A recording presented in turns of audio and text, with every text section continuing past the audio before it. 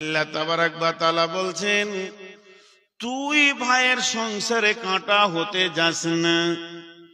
তুই জানিস না তোর ভাইয়ের হৃদয়ের মহব্বতের মানুষটা কে? না তোর বিবি, ওর বিবি। কারণ কোরআন বলছে জান্নাত যেখানে সুখ দিতে পারেনি, বিবি এসে সুখের দরজা খুলে দিয়েছে। বিশ্বনবী বলছেন, বিবি হলো ঘরের বরকত। অভাব চলছে, বিয়ে করো, ঘরে বরকত লেগে যাবে।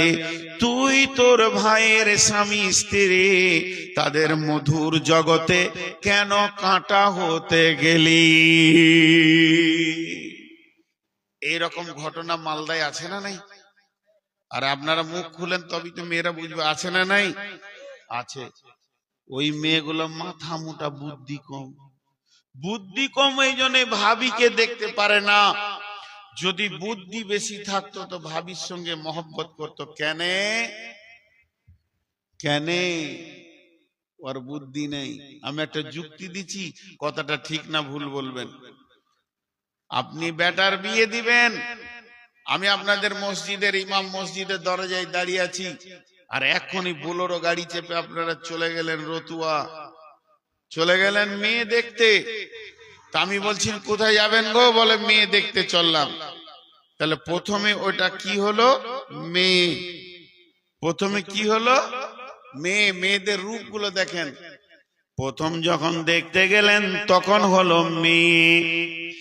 এরপরে যখন বিয়ে পড়ানো হয়ে গেল, ও আর মেয়ে থাকলো না, ও হয়ে গেল আপনার ভিটার, আপনার পৈতৃক ভিটার। এখানে আপনার 7 পুরুষ কবরে গেছে, সেই পৈতৃক ভিটার তিনি হলো বৌমা। পৈতৃক ভিটার বৌমা হয়ে গেল। একটা মেয়ে বেশি দিন বৌমা থাকে না, 1 থেকে 1.5 বছর যখনই চলে যাবে, ওর পেটে যখন একটা জন্ম নিয়ে নিবে, তখন ওই ভিটার মা হয়ে যাবে।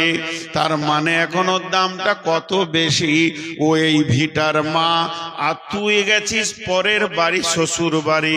আল্লাহ তোকেও সুখে রাখুক, তুই হলি সেখানকার ভিটার মা। তুই ওখান থেকে বাপ ভাইয়ের বাড়ি বেড়াতে এসে ভাই আর ভাবির মধ্যে ফাটল লাগাতে যাস না। জিন্দেগিটা তোরই চলে যাবে, এদের চলবে না, এরা সাময়িক কষ্ট পাবে। এবার এই মেয়েটাকে নন্দে জ্বালিয়ে জ্বালিয়ে কলজেটাকে পুড়িয়ে দিয়েছে। যখন ওর পেটের ছেলেগুলো একটু বড় হবে, সকাল সন্ধ্যা বলবে তোর ওই ফুপুটা আমাকে জ্বালিয়েছে, তোর ওই ফুপুটা বড় বড় কথা বলে গেছে, তোর এই ফুপিটা হলো বড় বদমাস। মায়ের কথা তখন ছেলেরা ধ্যান দিয়ে শুনবে। পৈতৃক ভিটাতে ভাতিজারা আর তোকে উঠতে দিবে না। তোর কথায় তোর ভাতিজা চলবে না, বরং তার মায়ের কথাই চলবে। এর জন্য আমার আল্লাহ বলছেন, একটা বারও তুই ভেবে দেখলি না স্বামী স্ত্রী সম্পর্কটা কোথা থেকে এসেছে? এর ভিতরে তুই ফাটল লাগাতে গেলি, এর ভিতরে তুই দুশ্মন হতে গেলি। তাই আমার আল্লাহ বলছেন, ইয়া আইয়ুহান নাসুত্তাকু রাব্বাকুমুল্লাযী খালাকাকুম মিন নাফসিন ওয়াহিদাতিন ওয়া খালাকা মিনহা যাওজাহা ওয়া বাসসা মিনহুমা রিজালান কাসীরা ওয়ান নিসা ওয়াত্তাকুল্লাহাল্লাযী তাসাআলুনা বিহি ওয়াল আরহাম ইন্নাল্লাহা কানা আলাইকুম রাকিবা।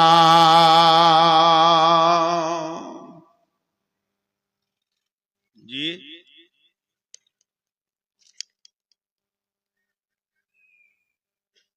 আল্লাহ তাবারাক ওয়া তাআলার একটা আয়াত আপনাদেরকে দিলাম। দ্বিতীয় আয়াতে যাচ্ছি। মাঝে খালি একটা ছোট করে কথা আপনাদেরকে জিজ্ঞেস করব। যে যুক্তি কথাগুলো আয়াত থেকে বললাম, এগুলো বর্তমানে চলছে কি চলছে না? মানে বাড়ির বউটাকে শেষ করে দিল জাতি। এবার আরেকটা আয়াত বলবো, ওখানে দুটা যুক্তি দিব। বিসমিল্লাহির রহমানির রহিম। ওমিন আয়াতিহি أن خلق لكم من أنفسكم أزواجا لتسكنوا إليها وجعل بينكم مودة ورحمة إن في ذلك لآيات لقوم يتفكرون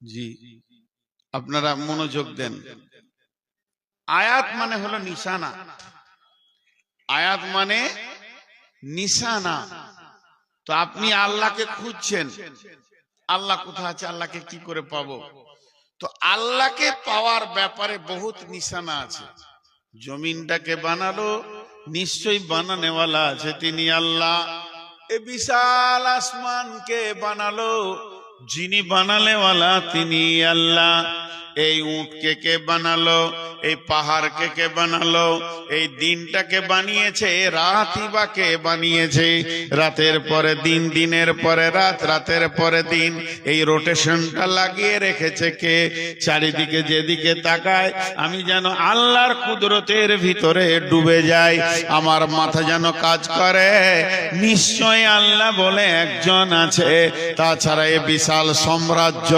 দিবারাত্রির পরিবর্তন এইগুলোকে কে আটকে রাখবে এগুলোকে কে সাজাবে সেই আল্লাহ বলছেন তুই যতগুলো আমার নিদর্শন দেখেছিস আসমান দেখেছিস জমিন দেখেছিস তুই দেখেছিস আপনার কিনা দিবারাত্রির পরিবর্তন তুই দেখেছিস পাহাড় পর্বত যতগুলি তুই দেখেছিস জমা রেখে দে তোর মাথাতে আমি আল্লাহ আর একটা তোদের